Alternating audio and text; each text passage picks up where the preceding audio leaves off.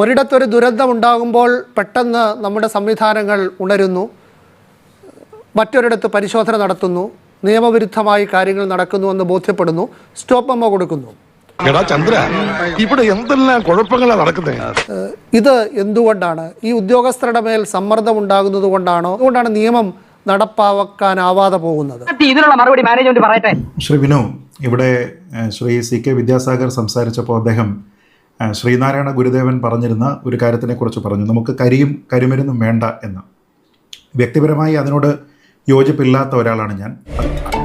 അതിനേക്കാൾ കൂടുതൽ ഗുരുതരമായിട്ടുള്ള പല കാര്യങ്ങളെക്കുറിച്ച് ഗുരുദേവ ദർശനം ഉണ്ടായിട്ടുണ്ട്. ഉദാഹരണത്തിന് മദ്യം വിഷമാണ്, അത് ഉണ്ടാക്കരുത്, കൊടുക്കരുത്, കുടിക്കരുത് എന്ന് അദ്ദേഹം പറഞ്ഞിട്ട് അതിനെ നമുക്ക് അനുവർത്തിക്കാനായിട്ട് കഴിഞ്ഞിട്ടില്ല എന്നുള്ളൊരു വസ്തുതയുണ്ട്.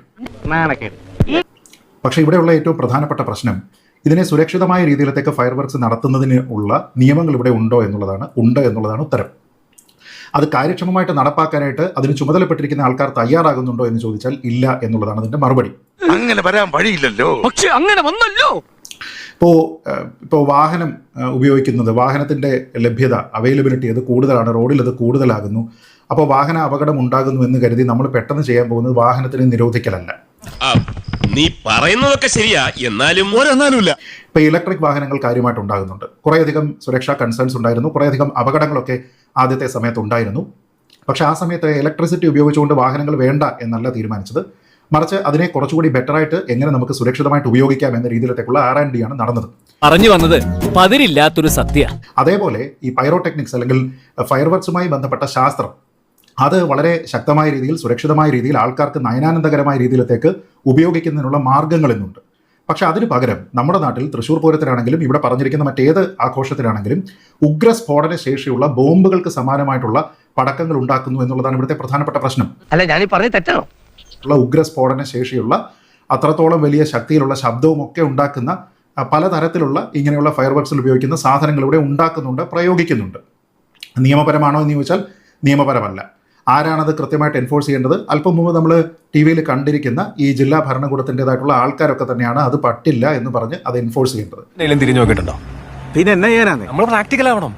ലോകത്തെല്ലായിടത്തും കരിമരുന്ന് പ്രയോഗത്തിന് ലൈസൻസ് നൽകുന്നുണ്ട്. ആ നൽകുന്നത് കുറേയധികം മാനദണ്ഡങ്ങളുടെ അടിസ്ഥാനത്തിലാണ്.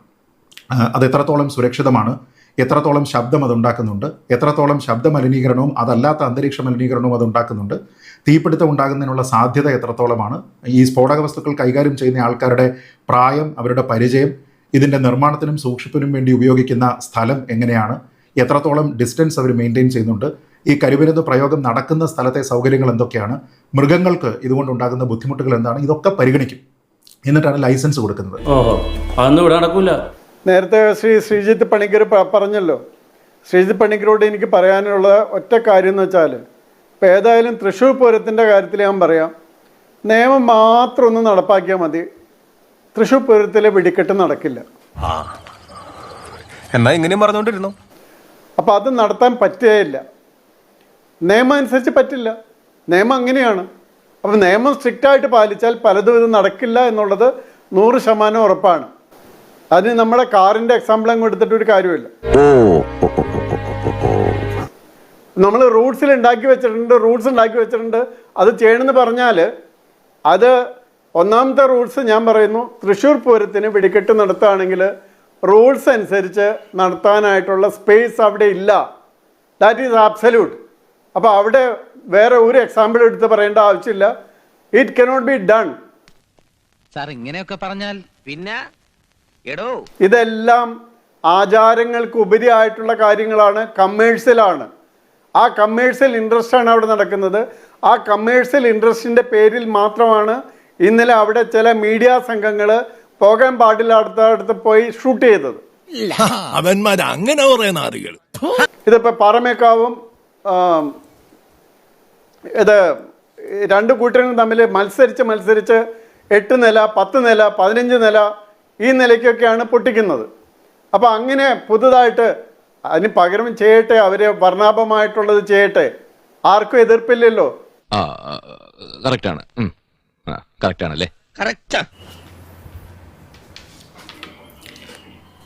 ശ്രീ വിനു, ഉഗ്രശേഷി ഇല്ലാത്ത ഗ്രീൻ ക്രാക്കേഴ്സിലേക്ക് പോകണമെന്ന നിർദ്ദേശം ശരിയായിട്ടുള്ളതാണ്, സ്വീകാര്യമാണ്. നേരത്തെ ശ്രീ സെൻകുമാർ സാർ പറഞ്ഞതുപോലെ തീവ്രശേഷി ഇല്ലാത്ത കാര്യങ്ങൾ ഉപയോഗിക്കേണ്ടതുമാണ്. പക്ഷേ എനിക്ക് ശ്രീ സെൻകുമാർ സാറിനോട് ബഹുമാനപൂർവ്വം യോജിച്ചുകൊണ്ട് പറയാനുള്ളത്, എൻഫോഴ്സ്മെന്റിന്റെ ഉത്തരവാദിത്തത്തിനെ നമുക്ക് ലഘൂകരിച്ച് അതില്ലാത്ത ഒന്നാണ് എന്ന് പറയാനായിട്ട് കഴിയില്ല എന്നാണ്.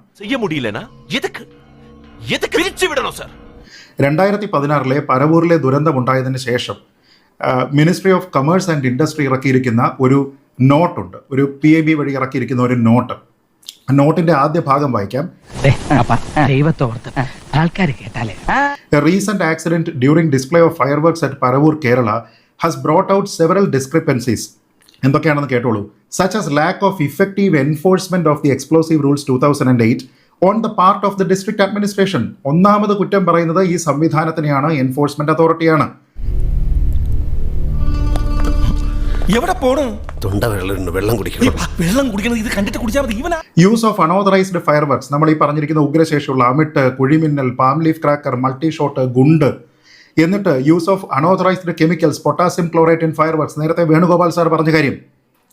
Unauthorised storage of fireworks at public display site and non adherence of prescribed safety distances, ഞാൻ പറഞ്ഞ കാര്യം. Between display site and spectators, ഈ കാര്യങ്ങളെല്ലാം പറഞ്ഞിട്ടുണ്ട്. എന്ന് വെച്ചാൽ ഇതൊക്കെ ഉറപ്പുവരുത്തേണ്ടത് ഈ ലൈസൻസ് എടുത്തുകൊണ്ട് പോയിരിക്കുന്ന ആളല്ല, അതിന് മുകളിൽ ഉത്തരവാദിത്തമുള്ള എൻഫോഴ്സ്മെന്റ് ആണ്, which includes district administration, police എല്ലാം. ഇനി താങ്കൾ പറഞ്ഞു ഇത് നടപ്പാക്കുന്നതിന് വേണ്ടിയിട്ടുള്ള ബുദ്ധിമുട്ടുകളെ പറ്റി. രണ്ട് കാര്യങ്ങൾ. ഈ 2016 ഞാൻ പറഞ്ഞിരിക്കുന്ന നോംസ് അത് എൻഫോഴ്സ് ചെയ്തുകൊണ്ട് ഈ മിനിസ്ട്രി തന്നെ പറഞ്ഞിരിക്കുന്നതിൽ രണ്ട് കാര്യങ്ങൾ എൻഫോഴ്സ് ചെയ്താൽ മാത്രം മതി. ഒന്ന്, only authorized fireworks approved by the chief controller of explosives shall be used for public display of fireworks. Rule 6 and condition 4 of license in form LE6 of explosive rules 2008. ആരാ enforce ചെയ്യേണ്ടത്? ഇവിടുത്തെ സംവിധാനമാണ് enforce ചെയ്യേണ്ടത്. 2, district magistrate may take appropriate decision on relaxation of timing. ആരാ തീരുമാനിക്കേണ്ടത്? District magistrate ആണ് തീരുമാനിക്കേണ്ടത്. ഇനി അതിന്റെ അടുത്ത ഒരു കാര്യം പറയുന്നത്, wherever the safety distances are not available, the display site should be shifted to a suitable area. ശരിയാ, വേണ്ടത്ര പരിചയമില്ലാന്ന് തോന്നുന്നു. അപ്പൊ അവർ പറയണം, ഈ നിയമപ്രകാരം നിങ്ങൾക്ക് ഈ പറയുന്ന സ്ഥലം അവിടെ ലഭ്യമല്ല, മറ്റൊരു സ്ഥലം കണ്ടുപിടിച്ചുകൊണ്ട് വരൂ, അന്നേരം അപ്രൂവ് ചെയ്യാമെന്ന് നിയമപരമായിട്ട് പറഞ്ഞു കഴിഞ്ഞാൽ പിന്നെ ഒരുത്തന്റെയും കളി നടക്കില്ല. അപ്പോൾ ഇതിന് പെർമിഷൻ കൊടുക്കുന്നത് ആരാണ് സാർ? പെർമിഷൻ കൊടുക്കുന്നത് ജില്ലാ ഭരണകൂടമാണ്. പെർമിഷൻ കൊടുക്കുന്നത് പെസോ കൊടുക്കുന്നില്ല എന്നാണ് അദ്ദേഹം പറഞ്ഞിരിക്കുന്നത്, അതുകൊണ്ട് അതെനിക്കറിയില്ല. പക്ഷേ പെർമിഷൻ കൊടുക്കുന്നത് പോലീസാണ്, ഈ സംവിധാനമാണ്. എന്ന് വെച്ചാൽ ഈ അപകടങ്ങൾ ഒഴിവാക്കാനായിട്ട് ഈ നിയമത്തിനെ എൻഫോഴ്സ് ചെയ്യാനായിട്ടുള്ള കഴിവുള്ള ആൾക്കാർ ആരാണോ, രാഷ്ട്രീയമായിട്ടുള്ള കാരണങ്ങളാലോ മറ്റു തരത്തിലുള്ള കാരണങ്ങളാലോ ജോലി മറക്കുന്നു, അവരവരുടെ ജോലി മറക്കുന്നു. സാർ, വല്ല കാര്യമുണ്ടോ? എന്തിനാണ് ഇങ്ങനെ ഇല്ലാന്ന് നടക്കണേ? അവരവരുടെ ജോലി മറക്കുന്നത് കൊണ്ടാണ് ഇവിടെ ആൾക്കാരെ ശരി. അതായത് എന്നെ കൊണ്ട് R&D നടക്കില്ല, അതുകൊണ്ട് ഞാൻ ഇലക്ട്രിക് വെഹിക്കിളിനെ ബാൻ ചെയ്യുമെന്ന് പറയുന്ന അതേ ലോജിക്കാണ് സാർ പറയുന്നത്. അത് തെറ്റാണ്. ഈ ഉദ്യോഗസ്ഥർക്ക് അത് നടപ്പാക്കണമെന്ന് ആഗ്രഹിക്കുന്നവർക്ക് പോലും നടപ്പാക്കാൻ കഴിയുന്നില്ല പ്രായോഗികമായി. അതാണ് അദ്ദേഹം സൂചിപ്പിച്ചത്. അത് അവരുടെ വീഴ്ചയല്ലേ? അത് എൻഫോഴ്സ്മെന്റിന്റെ വീഴ്ചയാണ്. അതുകൊണ്ട് ഇന്നത്തെ ഇൻട്രസ്റ്റ് എല്ലാം പോയി. ഞാൻ പറഞ്ഞത്, വാൽപ്പാറയിൽ അപകടം ഉണ്ടായി എന്ന് പറഞ്ഞുകൊണ്ട് നമ്മൾ വാൽപ്പാറയിലെ ടൂറിസം നിർത്തുമോ? ട്രാവലർ ഇനി ഓടണ്ട എന്ന് പറയുമോ? അങ്ങനെയല്ല വേണ്ടത്. സുരക്ഷിതമായിട്ട് എന്തൊക്കെ കാര്യങ്ങളാണോ ചെയ്യേണ്ടത് അത് ചെയ്യണം.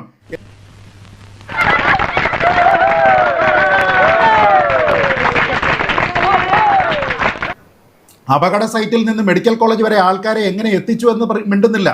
അതാണ് അറിയേണ്ടത്. അവിടേക്ക് വാഹനങ്ങൾ എത്തുന്നതിനോ റെസ്ക്യൂ എഫേർട്ടിനോ വേണ്ടിയിട്ട് അവർക്ക് സാധ്യമായിരുന്നില്ല എന്നുള്ള കാര്യത്തിനെ പറ്റി കമാന്ന് മന്ത്രിമാര് മിണ്ടുന്നില്ല.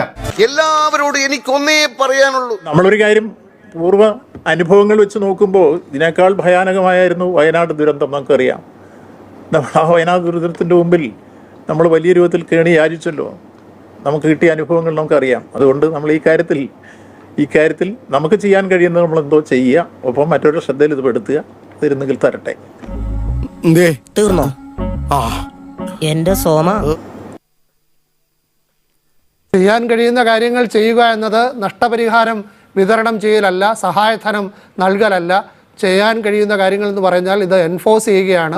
അതുമായിട്ട് എനിക്ക് ഇട്ടൊന്ന് വെച്ചതാണല്ലോ. എന്റെ സ്വഭാവം അങ്ങനെ, ഞാൻ വെക്കുമ്പോ എല്ലാവർക്കും ഇട്ടൊന്ന് കൊള്ളും. അത് പലരും മനസ്സിലാക്കിയാൽ കൊള്ളാം.